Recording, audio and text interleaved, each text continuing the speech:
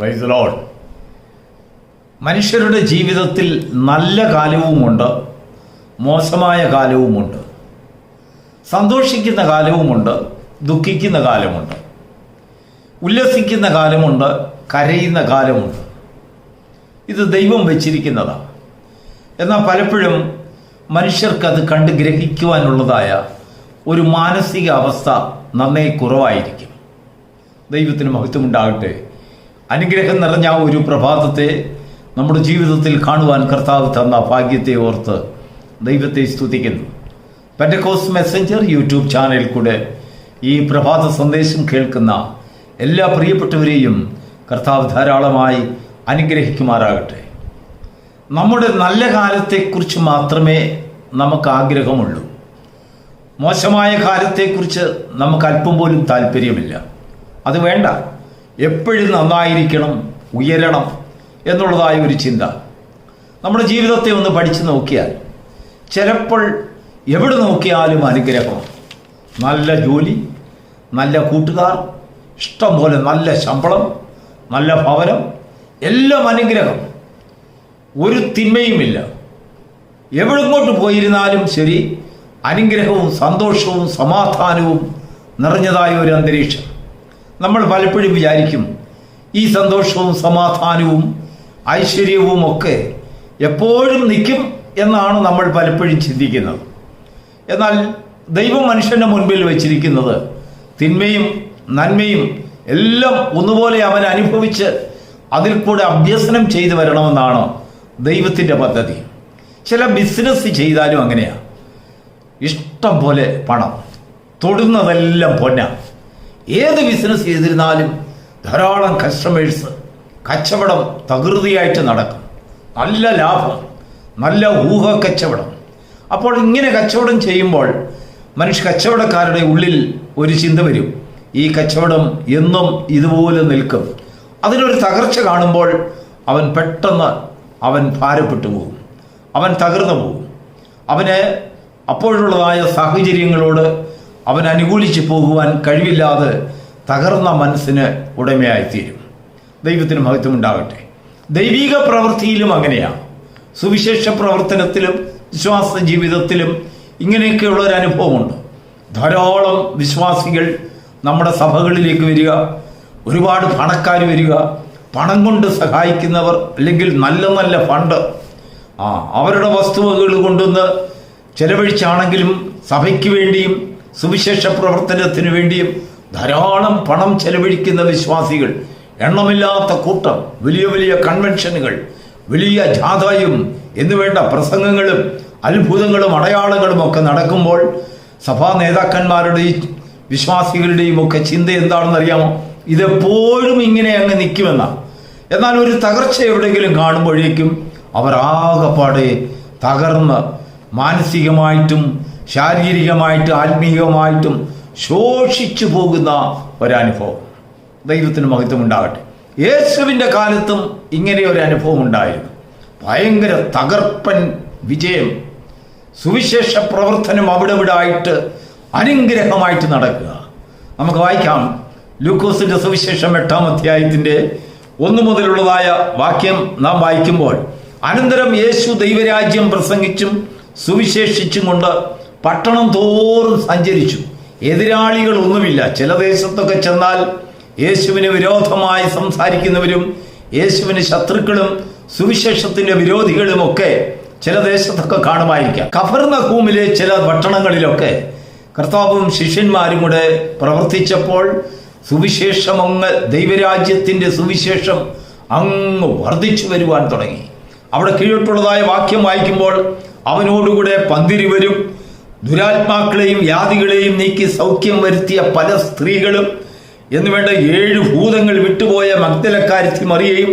അതിനുശേഷം 3-ാം വാക്യത്തിലാണ് വളരെ അനുഗ്രഹമായിട്ടുള്ള ഒരു വാക്യം, ഹെരോദാവിന്റെ കാര്യവിചാരകനായ കൂസയുടെ ഭാര്യ യോഹന്നെയും ശൂശനെയും തങ്ങളുടെ വസ്തുവക കൊണ്ട് അവർക്ക് ശുശ്രൂഷ ചെയ്തു പോകുന്ന മറ്റ് പല വ്യക്തികളും ഉണ്ടായിരുന്നു. പിന്നെ വലിയൊരു പുരുഷാരവും അവനോടൊപ്പം ചേർന്നു. നോക്കൂ, റെക്കമെൻഡേഷന് ഉന്നത അധികാരത്തിൽ ഇരിക്കുന്ന ഉദ്യോഗസ്ഥ ഹെരോദാവിൻ്റെ അല്ലെങ്കിൽ രാജകൊട്ടാരത്തിലെ ചില വ്യക്തികൾ ഒരാപത്തോ അനർത്ഥമോ എന്തെങ്കിലും ഒരു പ്രശ്നമോ ഉണ്ടായാൽ നല്ല റെക്കമെൻഡേഷനുള്ള ആൾക്കാരൊക്കെ ഉണ്ട്. കാര്യമായ സമ്പന്നരായ സ്ത്രീകൾ അവരെന്താ ചെയ്തെന്നറിയാം? അവരുടെ വസ്തുവകകളെല്ലാം വിറ്റിട്ട് കൊണ്ടുവന്ന് യേശുവിൻ്റെ സുവിശേഷ പ്രവർത്തനത്തിന് വേണ്ടി കൈവിട്ട് ചെലവഴിക്കുക. ഇഷ്ടം പോലെ ഫണ്ട്. ആ ഫണ്ട് കൈകാര്യം ചെയ്യുന്ന യൂതയ്ക്കാണെങ്കിൽ ഭയങ്കര സന്തോഷം. മടിശീല വീർത്ത് വരിക. ദ്രവ്യത്തെക്കുറിച്ചുള്ള ആഗ്രഹം അവൻ്റെ മനസ്സിൽ ഇങ്ങനെ തെങ്ങി നിന്നു. ദൈവത്തിന് മഹത്വം ഉണ്ടാകട്ടെ. അങ്ങനെ ഇരിക്കുമ്പോൾ ഒരു ദിവസം അതിൻ്റെ 8-ാം അധ്യായത്തിൻ്റെ 22-ാം വാക്യത്തിലേക്ക് നാം വരുമ്പോൾ, ഒരു ദിവസം യേശു ശിഷ്യന്മാരോട് പറഞ്ഞു, നമുക്ക് ഇവിടെ തന്നെ ഈ അനുഗ്രഹവും ഈ ഉണർവും ഒക്കെ കണ്ട് മാത്രം നിന്നാൽ പോരാ. Let us go to the other side of the river. ഈ തടാകത്തിൻ്റെ അക്കരയിലേക്ക് നമുക്കൊന്ന് പോകണം. ദൈവത്തിന് മഹത്വം ഉണ്ടാകട്ടെ. എന്തിനു വേണ്ടിയാണ് കർത്താവ് അങ്ങനെ പറഞ്ഞതെന്നറിയാമോ? ജീവിത അനുഭവങ്ങളിൽ സങ്കടങ്ങളും ദുഃഖങ്ങളും എല്ലാം ഒത്തുചേർന്ന് വരുന്നതായ സാഹചര്യങ്ങൾ മനുഷ്യൻ അഭിമുഖീകരിക്കേണ്ടതായിട്ടുണ്ട്. നമുക്ക് സൗകര്യങ്ങളും പണവും സമ്പത്തും നമ്മുടെ കൂടെ ധാരാളം ആൾക്കാരും ഒരുപാട് വിശ്വാസികളും പള്ളിയിലെ അംഗങ്ങളും സമ്പന്നരായിട്ടുള്ള അനേകർ നമ്മുടെ കൂടെ വന്നുകൂടുമ്പോൾ, ഉന്നത ഉദ്യോഗത്തിൽ ഇരിക്കുന്നവരും അല്ലെങ്കിൽ ഭരണാധികാരികളിൽ സ്വാധീനം ചെലുത്തത്തക്കതായ ചില വ്യക്തികളൊക്കെ നമ്മോടുകൂടെ ഉള്ളപ്പോൾ അഹങ്കാരം അങ്ങ് വർദ്ധിക്കും. നമ്മുടെ സഭയെക്കുറിച്ചും നമ്മുടെ പ്രവൃത്തിയെക്കുറിച്ചും നമ്മുടെ ബിസിനസ്സിനെക്കുറിച്ചും നമ്മുടെ സ്വാധീനത്തെക്കുറിച്ചുള്ളതായ വലിയൊരു അഹങ്കാരം നിറഞ്ഞതായ ഒരു ജീവിതം. എന്നാൽ അത് അധികം നാൾ നിൽക്കയില്ല. അതിനൊരു തകർച്ചയുണ്ട്. അങ്ങനെയുള്ളൊരു തകർച്ച വരുമ്പോൾ, ഒരു ശോഷിച്ച അനുഭവങ്ങൾ വരുമ്പോൾ, നമ്മുടെ ജീവിതത്തിൽ നിലനിൽക്കണമെങ്കിൽ നമ്മുടെ ജീവിതത്തിലെ വിശ്വാസ ജീവിതം ശക്തിപ്പെടേണ്ടതായിട്ടുണ്ട് എന്ന് യേശുവിന് മനസ്സിലായി. ശിഷ്യന്മാരെ അത് കാണിച്ചു കൊടുക്കുവാൻ കർത്താവ് അവരോട് പറയുകയാണ്, let us go to the other side of the river. നമുക്ക് ഈ തടാകത്തിൻ്റെ അക്കരയിലേക്ക് പോകാം. ശിഷ്യന്മാർക്ക് വളരെ സന്തോഷം തോന്നി. ഇതിനേക്കാളും വലിയൊരു ബിസിനസ്സിന് വേണ്ടിയായിരിക്കും പോകുന്നത്. ഇവിടെ നല്ല ബിസിനസ് ബൂമിംഗ് ആണ്. സുവിശേഷ പ്രവർത്തനം അനുഗ്രഹിക്കപ്പെട്ടു വരികയാണ്. അനേക ഉന്നതന്മാർ സുവിശേഷം കേട്ടുവരുന്നു. നാനാവ്യാധികളിൽ സൗഖ്യം പ്രാപിക്കുന്നു. കൈതൊടുന്നിടത്തെല്ലാം സൗഖ്യം. ശിഷ്യന്മാർ വളരെ ബിസിയാണ്. വലിയ പന്തൽ കെട്ടുന്നു. അല്ലെങ്കിൽ ഈ സുവിശേഷ പ്രസംഗങ്ങളുടെ ആ രംഗങ്ങളെല്ലാം ഒരുക്കുന്നു. അവർ വളരെ ബിസിയാണ്. അങ്ങനെ ഇരിക്കുമ്പോൾ കർത്താവ് അവരോട് പറയാണ്, നമുക്ക് ഈ തടാകത്തിൻ്റെ അക്കരയ്ക്ക് പോകാമെന്ന് പറഞ്ഞപ്പോൾ അവർക്ക് വലിയ വിചാരങ്ങളൊന്നും ഉണ്ടായിരുന്നില്ല. സന്തോഷത്തോടുകൂടെ കയറി. കയ്യിലുണ്ടായിരുന്ന പണമെല്ലാം അവരുടെ കയ്യിലുണ്ട്. ഏതാവശ്യവും സാധിക്കാൻ വേണ്ടി ഇഷ്ടംപോലെ പണവുമായിട്ടാണ് അവർ വള്ളത്തിൽ കയറിയത്. യേശു മൗനമായിരുന്നു. പടകിൽ കയറിയ ഉടനെ, വള്ളത്തിൽ കയറിയ ഉടനെ തന്നെ യേശു ഉറങ്ങിപ്പോയി. എന്നാൽ പിന്നോട്ടുള്ളതായ വാക്യം വായിക്കുമ്പോൾ നമുക്ക് വായിക്കാൻ കഴിയും, വലിയൊരു തിരമാലയും കൊടുങ്കാറ്റും അടിച്ച് പടക് മുങ്ങുവാൻ അത് സമയമായി. പടകിനകത്തെല്ലാം വെള്ളം കയറി അവരുടെ പ്രാണൻ നശിച്ചു പോകുന്ന രീതിയിലുള്ളതായ ഭയാനകമായ, അവർ അനുഭവിച്ചിട്ടില്ലാത്തതും കണ്ടിട്ടില്ലാത്തതുമായ ഒരു കൊടുങ്കാറ്റ് പടകിന് എതിരെ അടിക്കുകയുണ്ടായി. കയ്യിൽ ധാരാളം പണമുണ്ട്, സമ്പത്തുണ്ട്. ഇക്കരെയാണെങ്കിൽ ധാരാളം വിശ്വാസികൾ അവർക്ക് വേണ്ടി അവർ പോയിട്ട് വരട്ടെ എന്ന് പറഞ്ഞ് കാത്തിരിക്കുകയാണ്. എന്നാൽ വഴിമധ്യേ പ്രാണഭയത്തിലാകുന്നതായ ഒരു സംഭവം അവർക്ക് നേരിട്ടു. ഉടനെ ദൈവകർത്താവിൻ്റെ സന്നിധിയിൽ അതിൻ്റെ 24-ാം വാക്യത്തിൽ അവർ പെട്ടെന്ന് നിലവിളിക്കുകയാണ്, നാഥ, ഞങ്ങൾ നശിച്ചു പോകുന്നു. ഞങ്ങളുടെ പണവും ഞങ്ങളുടെ സമ്പത്തും നമ്മുടെ ഐശ്വര്യങ്ങളൊന്നും, നമ്മൾ ഈ കണ്ടതായ കാര്യങ്ങളും റെക്കമെൻഡേഷനൊന്നും ഇവിടെ വില പോകുന്നില്ല. Praise the Lord. കർത്താവ് വളരെ ക്ഷമയോടുകൂടെ ആ ഒരു സാഹചര്യത്തെ കണ്ടു. അവൻ മൗനമായിരുന്നു. അവർ നശിച്ചു പോകുന്നു, പ്രാണഭയത്തിലാകുന്നു എന്ന് മനസ്സിലാക്കി അവരിൽ നിലവിളി ഉയർന്നപ്പോൾ കർത്താവ് പെട്ടെന്ന് ഉണർന്ന് കാറ്റിനെ ശാസിച്ചു, കൊടുങ്കാറ്റിനെ ശാസിച്ചു, തിരമാലയെ ശാസിച്ചു. അത് അമർന്നതിന് ശേഷം ശിഷ്യന്മാർ കണ്ട് ഭയപ്പെട്ടു. ഇവൻ ആരടോ? ഇവൻ കാറ്റിന്മേലും കടലിന്മേലും തിരമാലകളിന്മേലും ഒക്കെ അധികാരമുള്ളവനോ എന്ന് യേശുവിനെ കണ്ട് അതിശയിക്കുണ്ടായി. കർത്താവ് ശിഷ്യന്മാരോടൊരു ചോദ്യം ചോദിക്കുകയാണ്, നിങ്ങളുടെ വിശ്വാസം എവിടെ പോയി? Praise the Lord. ദൈവത്തിന് മഹത്വമുണ്ടാകട്ടെ. അതിൻ്റെ 25-ാം വാക്യം, യേശു അവരോട്, നിങ്ങളുടെ വിശ്വാസം എവിടെ? കഴിഞ്ഞ രാത്രി വരെയും കഴിഞ്ഞ ദിവസങ്ങളിലൊക്കെ നിങ്ങൾ വിശ്വാസവീരന്മാരായി എന്നോടൊപ്പം ഘോഷിച്ചല്ലോ. വചനത്തെ വളരെ ശക്തിയോടുകൂടെ നിങ്ങൾ പ്രസംഗിച്ചു. എനിക്ക് കൂട്ടാളികളായിരുന്നു, എന്നോടുകൂടെ സഞ്ചരിച്ചു. വിശ്വാസ ജീവിതത്തിൻ്റെ വലിയ മർമ്മങ്ങളെക്കുറിച്ച് നിങ്ങൾ സംസാരിച്ചു. എന്നാൽ പ്രാണഭയത്തിലാകുന്ന ഒരു തിരമാലയുടെ ഘട്ടത്തിലെത്തിയപ്പോൾ നിങ്ങളുടെ വിശ്വാസം വിട്ടുപോയി. നിങ്ങൾക്ക് വിശ്വാസമില്ല എന്ന് നിങ്ങൾക്ക് മനസ്സിലായി.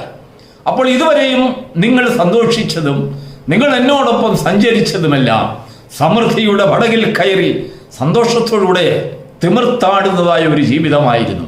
ഇല്ല, അതിനങ്ങേപ്പുറം പണം കൊണ്ട് നേടാൻ കഴിയാത്ത ചില സാഹചര്യങ്ങൾ നമ്മുടെ മുൻപിൽ വരും. പ്രാണന്റെ ഭയം, പ്രാണൻ നഷ്ടം. ആ പ്രാണനെ നേടുവാൻ നമ്മുടെ കയ്യിലുള്ള പണമോ റെക്കമെൻഡേഷനോ മറ്റുള്ളതായ വലിയ മനുഷ്യ ഉന്നതരുടെ കൂട്ടായ്മയോ ഉന്നതരുമായിട്ടുള്ളതായ സഹവാസമോ നമ്മളെ സഹായിക്കുകയില്ല.